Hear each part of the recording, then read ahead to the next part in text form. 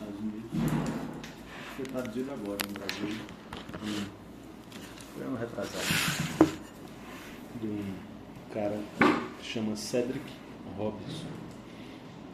Chama Marxismo Negro. E aí esse cara faz aborda uma porção de historiadores, né, de pensadores e militantes negros, mas que não necessariamente faziam parte do grupo mais duro do marxismo da época, né?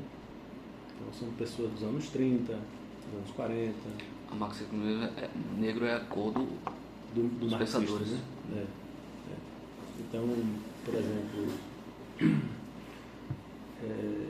isso tudo referente a falantes ingleses, né?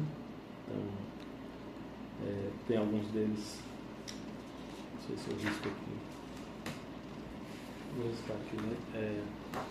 Alguns deles são Cyril Briggs, que era caribenho, eu acho que da Martinica. Não, da Martinica não, Honduras. Bom, caribenho.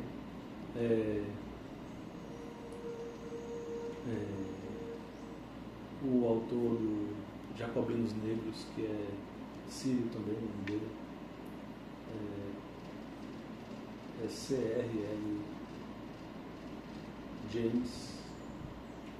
Ele escreveu Jacobinos Negros e uma porção de livros sobre o marxismo. E fora eles, esses dois foram dirigentes, né, junto com outro caribenho chamado George Padmore. E aí esse cara, no início dos anos 80, escreve sobre esses autores, escreve sobre uma porção de outros militantes que fizeram parte do círculo de comunistas antirracistas, que participaram da Internacional Comunista. A Internacional Comunista, abrindo parênteses, é justamente a organização que sucede à Internacional Socialista. A Internacional Socialista ela é dissolvida em 1915. E aí, 4 anos depois, em 1919, a Internacional Comunista é criada. Por conta da vitória da Revolução Russa, né? Então, em 17 a Revolução Russa é vitoriosa, em 19 se cria a Internacional Comunista. E uma parte importante do trabalho militante da Internacional Comunista foi na questão anticolonial, desde o começo.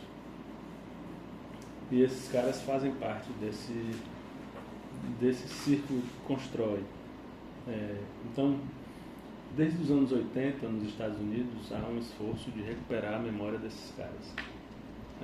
Tem uma porção de outros que eu poderia citar aqui, mas eu não vou citar não. Depois vocês vão ver os nomes. Esses caras, eles estão imersos num movimento que vai ser um movimento estético, que vai ser conhecido como a Renascença do Harlem. Harlem é um bairro em Nova York, eminentemente negro. E no final dos anos 10, que é justamente o período em que você tem a criação do jazz como estilo musical, né? Então o jazz... Quando surgiu? Jazz, a primeira música de jazz é de 1919. 1919, que ainda é um ritmo que se chama ragtime, que é uma transição do blues para o jazz. Mas já é urbano e já é baseado em improvisações, porque é técnico, né? É fora da escala pentatônica, né? O blues trabalha dentro de escala de 5 notas. Mas isso não interessa não. O fato é que o blues é uma música muito triste, muito melancólica. O blues vem de uma experiência rural, dos campos de algodão. E o jazz já é um estilo musical mais livre e mais urbano. E é por isso que... E coincide com essa renascença do Harlem, que é uma revolução estética entre intelectuais negros. Porque eles criam um teatro negro, uma poesia negra. Então, você tem autores que vão fazer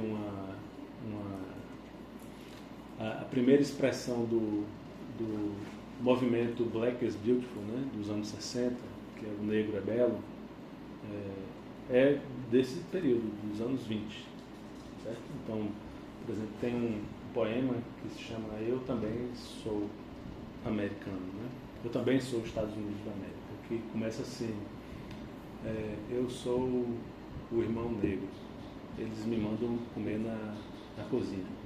Aí, lá pro final ele fala assim: mas eles um dia vão ter vergonha, né, pelo que eles fizeram comigo, porque eu também sou América. Coisa assim. Então, existe uma revolução estética nos Estados Unidos, e esse autor dos anos 80, o Cedric Robinson, que escreve o livro intitulado O Marxismo Negro, ele reconstrói essa história desses militantes por fora das estruturas tradicionais do partido e do marxismo. Então, esses marxistas, eles na verdade são marxistas periféricos, certo? Então esse cara dá início a uma historiografia que passa a perceber esses sujeitos históricos como sujeitos protagonistas de uma história que ainda não tinha sido contada, certo? Aí o que acontece? Esse livro foi lançado no início dos anos 80 e engavetado, ninguém mais quis saber dele. Até o final dos anos 90, quando de novo ele é reeditado, e 20 anos depois ele é traduzido no Brasil. No meio desse processo, no Brasil, existe um artigo muito pioneiro, que só foi colocado, só existe online, e um livro de um militante do PCdoB, chamado Augusto Buonicore, que escreveu sobre a questão negra e o marxismo. Mas é bem sintético. Ele pega as resoluções dos congressos do PCB, as resoluções dos congressos da Internacional Comunista, e vai mostrando, né, qual era a centralidade que a questão negra tinha. Depois, um outro cara publicou eu vou lembrar o nome dele, um outro cara publicou um texto na crítica marxista sobre a questão negra e o PCB, Pedro Charedavian, ele é da ciência política. Em 2007, eu acho, 2006, o texto do Buonicore, eu acho que é do início dos anos 2000. Aí tem esse artigo do Charedavian.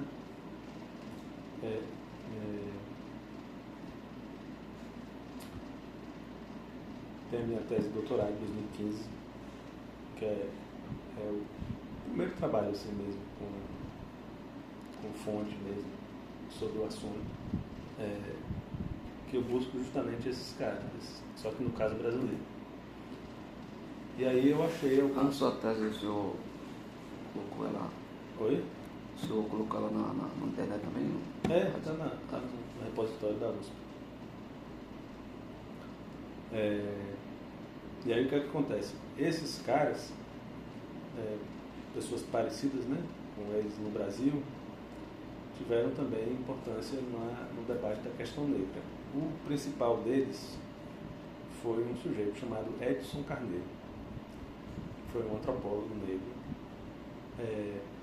baiano, que ajudou a construir o primeiro Congresso Afro-Brasileiro no Recife e depois o segundo Congresso Afro-Brasileiro em Salvador.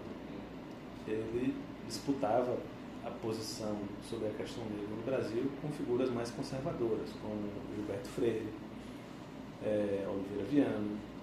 Tá? Então, era uma pessoa com algum prestígio na área da antropologia. Ele era filho de santo. E foi ele que apresentou, por exemplo, Marighella aos filhos de santo, ou melhor, ao candomblé, tornou Marighella um filho de santo. Ele que aproximou Jorge Amado, né, do candomblé. Então, ele fez parte do núcleo da juventude comunista em Salvador. Só que ele nunca foi dirigente, efetivamente, do partido. Escrevia muito bem, tinha um intelecto bem privilegiado. E a ponto de, em 1935, quando acontece uma rebelião num posto indígena no sul da Bahia, que chamava Posto Paraguaçu, um conflito por terra entre indígenas, se eu não me engano, tupinambás, com grileiros, né, plantadores de cacau. E aí ele é enviado por jornais de Salvador para cobrir. Então ele conta a história toda. Você conhece essa história? Não, mas está achando massa assim, eu falo mais. Então ele conta a história toda. Edson Carneiro. Edson Carneiro. Então ele tem um envolvimento político no Partido Comunista, ele se declara marxista, ele escreve muitos textos sobre a situação do negro. Tem um texto dele que é fabuloso, assim, é um artigo de jornal, assim, é uma coisa fabulosa, como ele critica figuras como Gilberto Freire por utilizar o negro como escada para ganhar prestígio científico, entendeu? Uhum. Ele critica os cientistas sociais por não emergirem na questão do analfabetismo, na questão da desigualdade. Então ele critica, né, algo que ele chama de hipocrisia dos intelectuais brancos. Né? Mas enfim, as matérias dele sobre o Posto Paraguaçu são fantásticas, porque é um homem negro falando de uma questão indígena perpetrada por homens brancos, né? Então é sensacional. E ele tem traços de fofoca da vida dele que são fabulosos, né? Ele se envolve com uma mulher que chama Ruth Landes. Ela é antropóloga americana e escreveu a tese de doutorado dela sobre as mulheres candomblecistas em Salvador. Tanto que ela escreve um livro chamado A Cidade das Mulheres. Ele que leva ela. Então, assim, as cartas dela para os colegas dela nos Estados Unidos, falando dele, porque, parênteses, né, todo o material pessoal dele foi perdido num acidente de caminhão, né? Então a gente não tem nada sobre a vida dele. As cartas, os diários etnográficos dele, tudo isso se perdeu. Então o que a gente tem é tudo fonte indireta. Cartas dele recebidas por figuras como Arthur Ramos, as falas dele eventualmente transformadas em textos, transcritas, né? Mas o material dele mesmo foi todo perdido. Então, a história dele é fascinante, né? Ele em 1935, depois que ele volta, né, do programa do Posto Paraguaçu, aí em novembro de 1935 tem a chamada Intentona Comunista, né, que os militares chamam, que é uma tentativa, uma quartelada de militares do PCB em Natal, Recife e Rio de Janeiro. Na Bahia, ele consegue proteger os militantes do PCB colocando os caras dentro do terreiro de candomblé, né, que a polícia não entrava. Então, ele constrói uma afinidade eletiva entre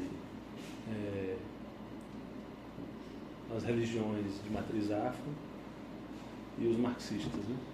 Que é muito, mas não só marxistas, também anarquistas, sindicalistas, certo? Então, assim, é muito interessante, assim, isso que ele constrói, né? Sendo um militante não propriamente de cargos dirigentes.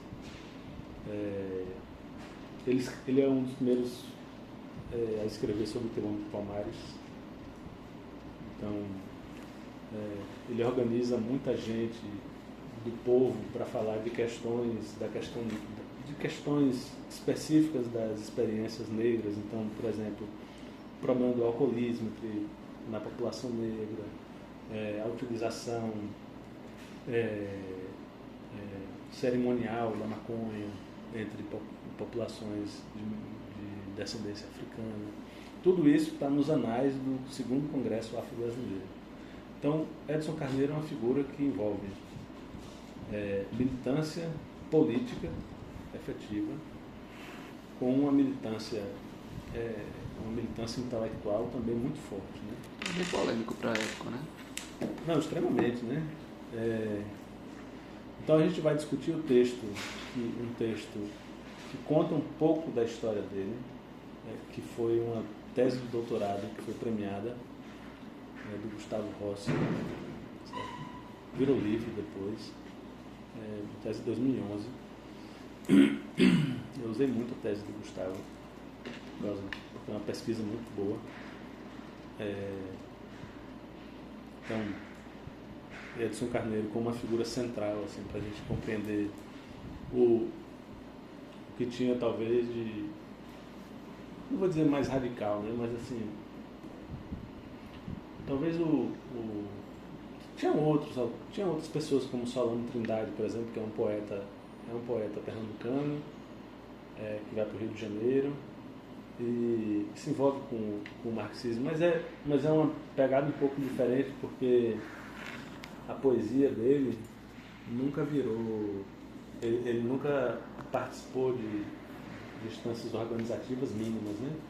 Edson Carneiro não, Edson Carneiro fez parte da organização, publicou muito no jornal do partido, se envolveu em polêmicas, então tem uma questão muito viva, né, da experiência dele. Então Edson Carneiro como essa figura, né, essa figura do marxista fora da caixa, né, o sujeito que está fora dos espaços de poder, né, que usa o pensamento de matriz marxista para refletir sobre a questão negra no Brasil e no mundo, né? Certo? Então esse é o primeiro ponto. O segundo é de uma pessoa chamada Edilza Sotero. Ela também das ciências sociais, ela escreveu sobre as organizações à esquerda e à direita que elegeram como centralidade a questão negra. Então você vai ter a Frente Negra Brasileira nos anos 30,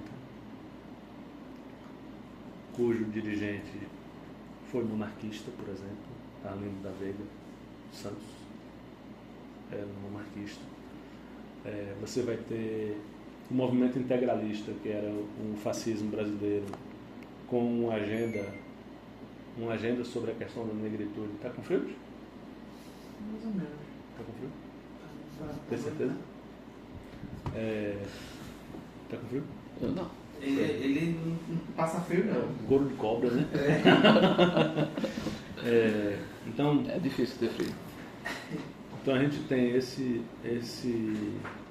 sujeito, né? Arlindo da Veiga, que é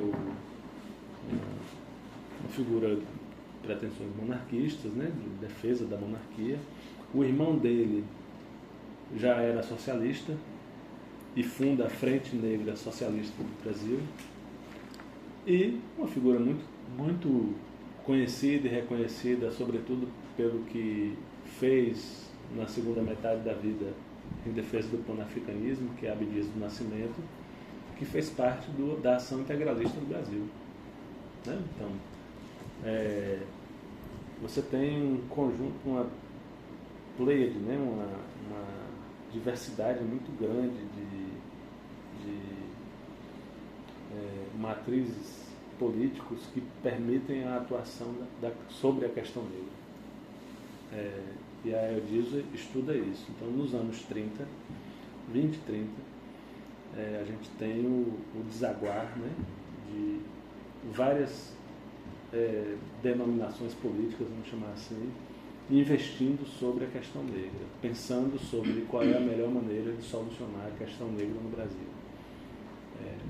Então você tem várias orientações, né? Desde orientações culturalistas, como é o caso do Gilberto Freire, né, que assume, nesse momento dos anos 30, assume uma posição de reconhecimento do papel dos africanos na constituição do povo brasileiro. Você tem o Edson Carneiro, que elege a centralidade da questão negra como a centralidade do proletariado brasileiro, tá? Junto com a questão indígena. Você tem debates sobre a pureza racial e a necessidade de uma segregação racial no Brasil, ancoradas em fatores eugênicos, mas isso não significa adesão ao modelo americano, e sim o que eles chamavam de eugenia positiva, né, que era a segregação que levasse em consideração as potencialidades de cada tipo racial, né? Então, os tipos raciais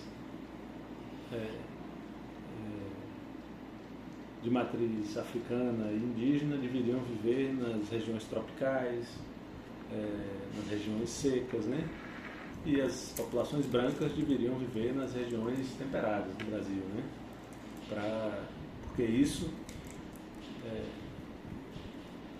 torna possível que as habilidades inatas de cada tipo racial sejam elevadas, desenvolvidas e elevadas ao máximo. A fórmula que melhor descreve isso é a fórmula de Euclides da Cunha, quando ele diz que o nordestino é, antes de tudo, um forte. O nordestino não, o sertanejo. O sertanejo é, antes de tudo, um forte. Aí ele vai chamar depois, né? O trecho seguinte é um Hércules Quasímodo. Certo? Quasímodo é uma pessoa corcunda. Certo? Então, o sertanejo é um Hércules desajeitado, desconjuntado, troncho, mas ainda assim um forte. E ele só é forte porque ele vive no sertão. Se ele for para o litoral ou para o sul, ele vai perder a força dele. E naquele espaço, só ele pode ser forte. O branco jamais vai ser forte naquele espaço. Certo? Então, fórmulas assim aparecem, sobretudo à direita, mas não só. Figuras como Otávio Brandão, que é alagoano, ele nega o tempo inteiro a existência de questões raciais no Brasil. Astrogildo Pereira nega, chega a concordar com Oliveira Viana, que é um fascistão. Então, a gente tem, da mesma forma que a gente leu aqui agora sobre a Segunda Internacional, né, a gente tem isso no marxismo brasileiro também. E aí a Dilsa vai tratar precisamente dessas diversas expressões, certo? Dessas diversas expressões do debate racial no Brasil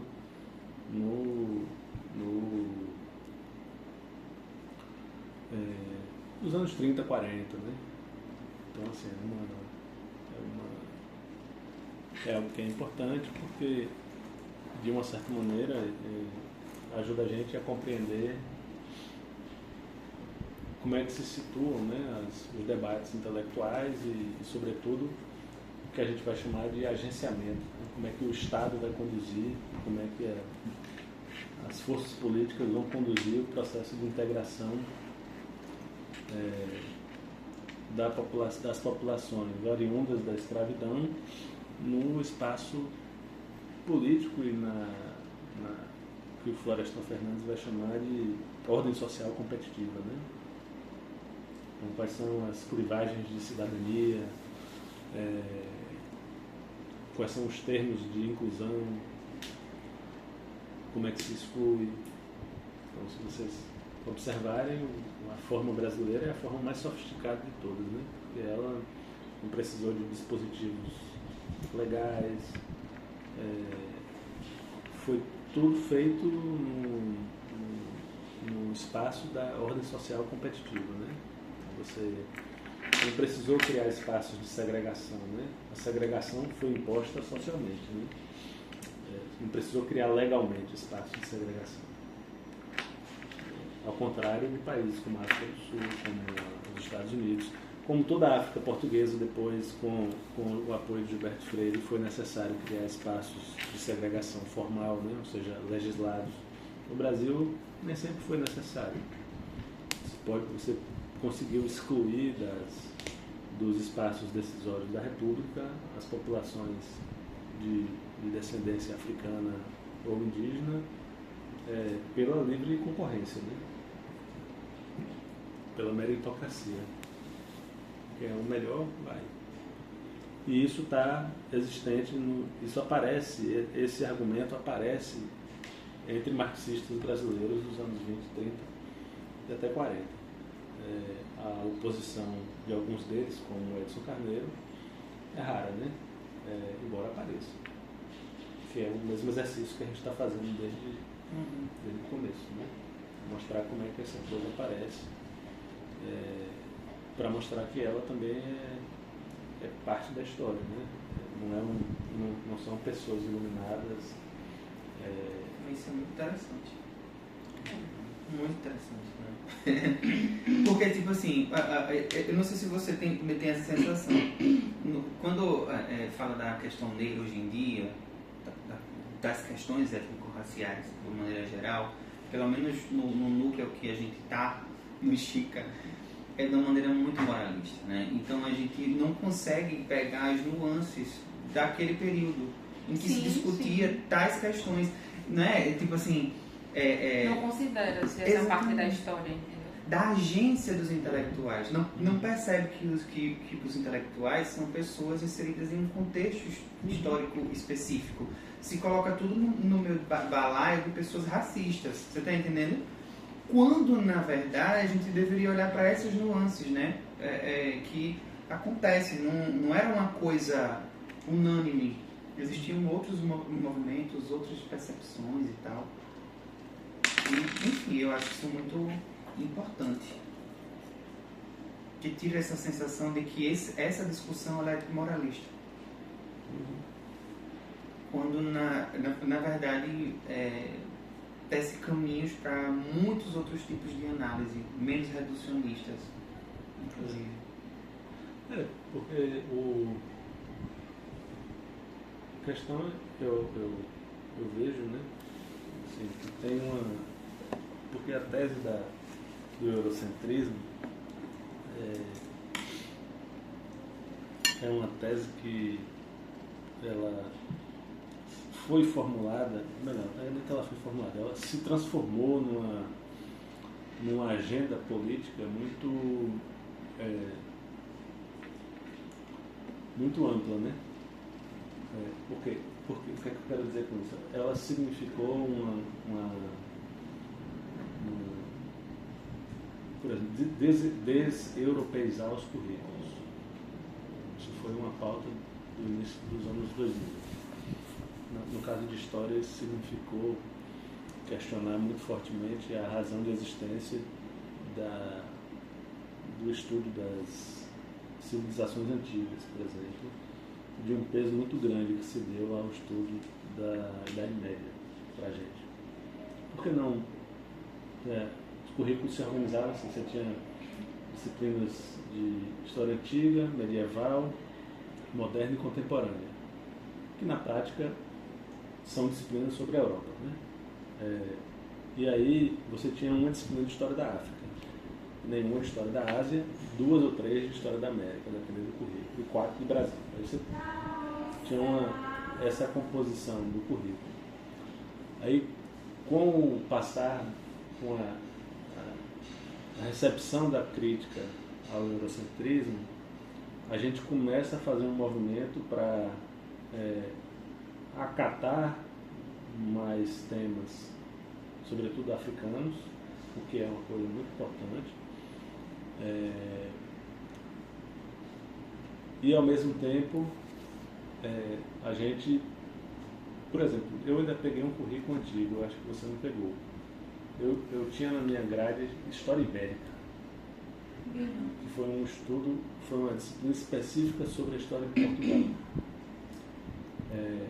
E que para mim foi, eu não estudo Brasil, mas assim, para mim foi muito bom ter estudado Portugal, especificamente a história portuguesa, para entender os antecedentes da colonização, a luta dos portugueses contra os espanhóis, depois entender a dinâmica interna dos portugueses nos rumos que foram dados à condução do Império Marítimo Português, a diluição do Império Marítimo Português, enfim, um monte de coisa. Então tem uma pauta aí de agenciamento sobre o que nós queremos dos professores de história. E eu acho que a gente precisa ter consciência disso. Eu não quero dizer que o antigo currículo era bom ou que o novo era bom, não estou dizendo isso. Eu estou dizendo só que a gente precisa ter consciência para onde a gente está levando a formação. A gente está levando a formação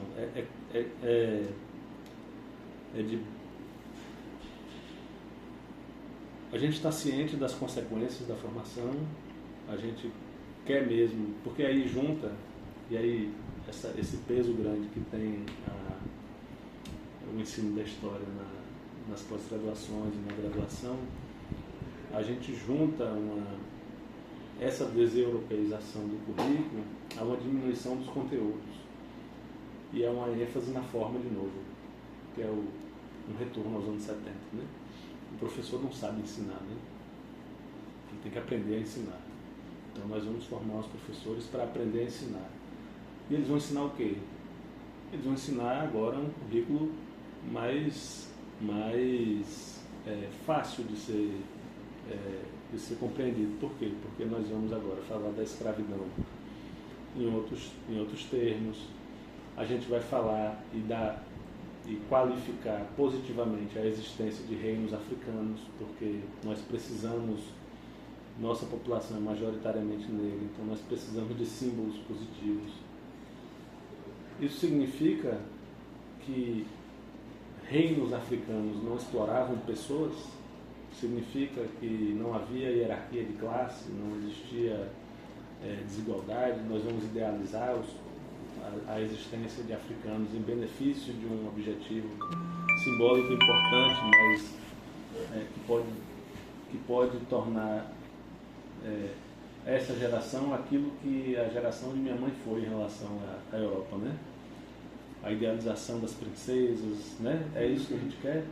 Então, assim, tudo isso eu acho que faz parte de um pacote de reflexões que implicam em reservas de mercado, de áreas, entendeu? Então, eu não sei se o pano de fundo desse debate, eu acho que tem a ver muito com isso, assim, tem a ver muito com, não é, como eu citei agora a Vlamira e o Fraga Filho, Walter, são duas figuras que estão entrando no auge da carreira agora, certo? Há 10 anos atrás eles eram estrelas ascendentes, hoje eles são figuras de proa do estudo da escravidão, né? Século XIX.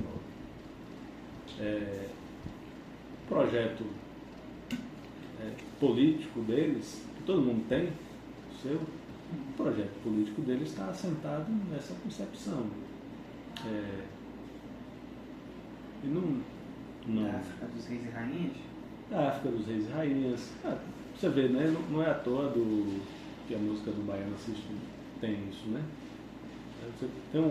Existe um projeto mais amplo que faz sentido, né? Faz sentido faz todo sentido. Se você quer que crianças negras tenham novos símbolos e não sejam só jogadores de futebol, mas médicos, juízes, professores, pessoas negras em espaço de poder, isso se projeta também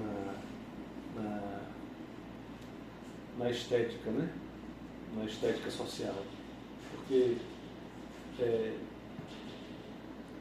você pode facilmente convencer as pessoas de que talvez presidente negro seja melhor. Né? Uma governadora negra talvez seja melhor.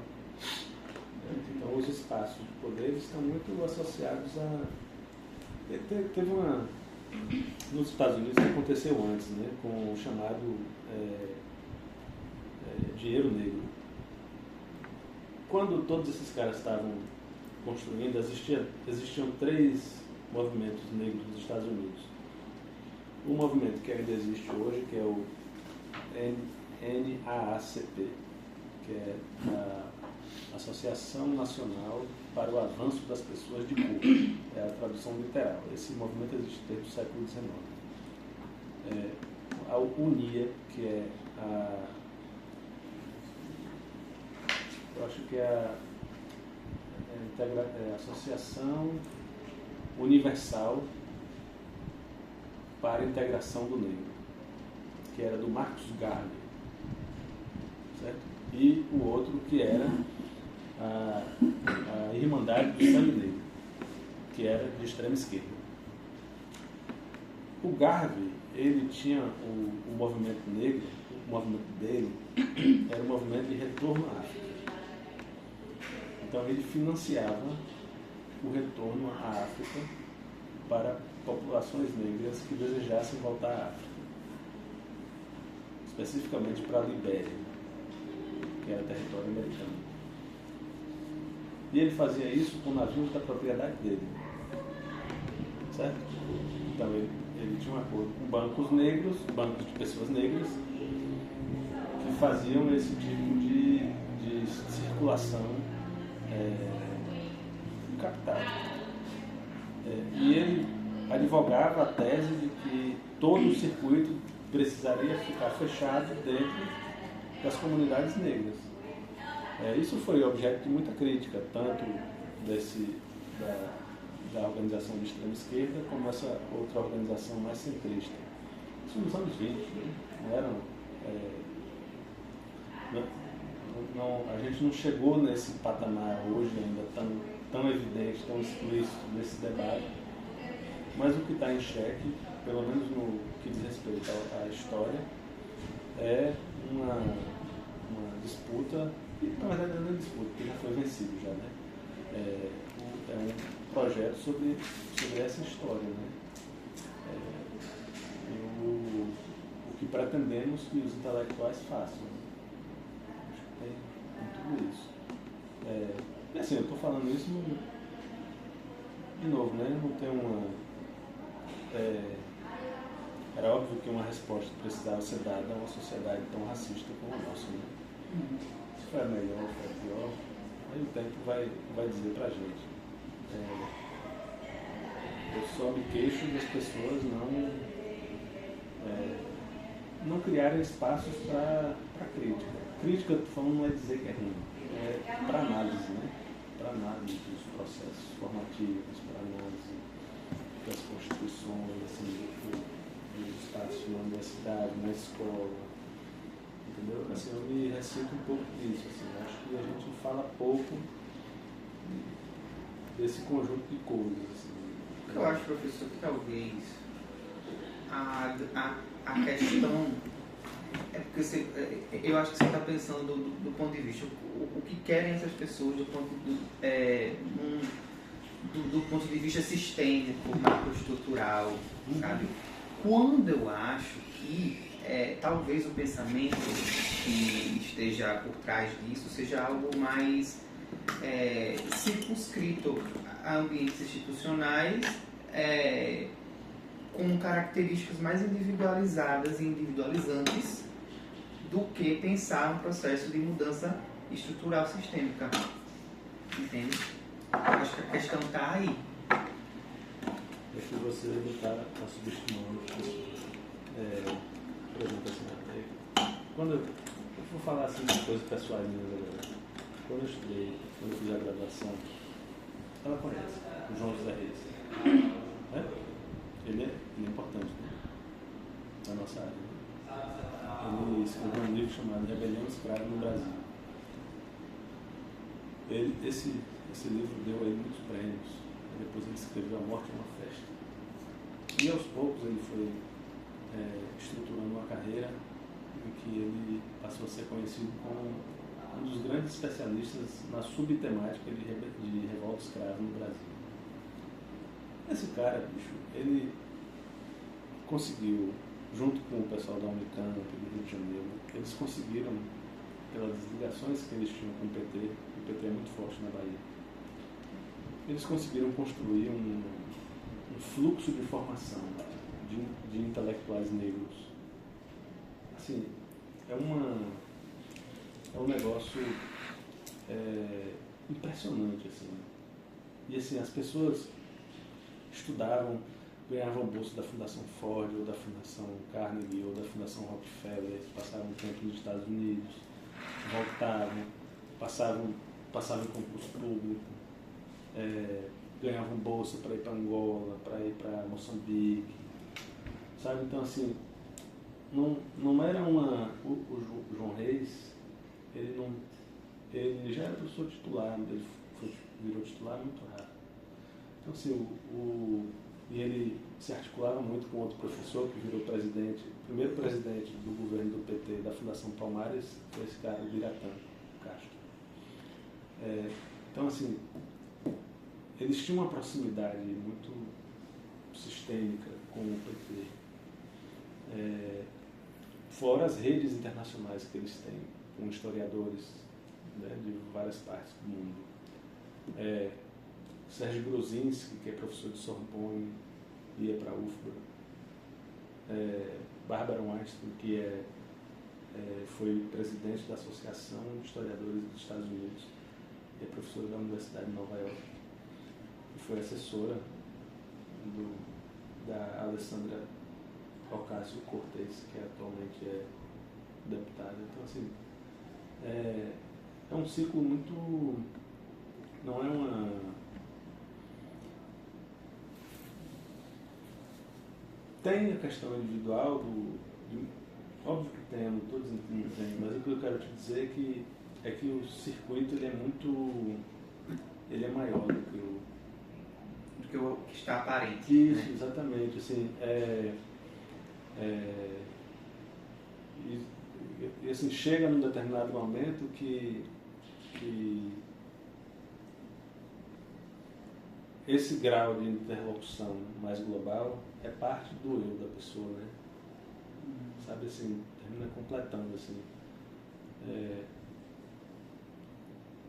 Então, assim, eu vejo aqui no serviço social mesmo, é um grupo que atua assim, entendeu? Eles têm muita força, assim, eles têm um projeto, né? Um projeto mais amplo. Se vão realizar ou não sei, mas eles têm, né? O curso de História.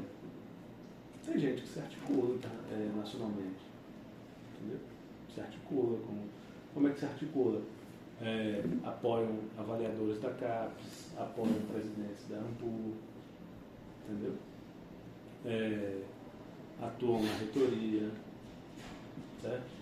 Conseguem recursos via mandato de determinados deputados ou senadores. E aí você vai cavando dinheiro, à medida que você vai cavando dinheiro, você vai cavando influência, né? À medida que você vai cavando influência, você vai cavando adeptos novos, né? Você vai permitindo que uma aluna brilhante, em vez de ser orientando minha, vai ser orientando dele, ou dela. Aí ela faz uma tese do cacete e tal, pimba, prêmio CAPES.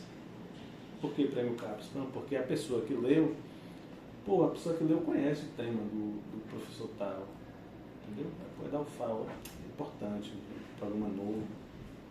Pronto. Entendeu? Então, assim, óbvio que a questão do indivíduo é central, né? Eu concordo contigo, mas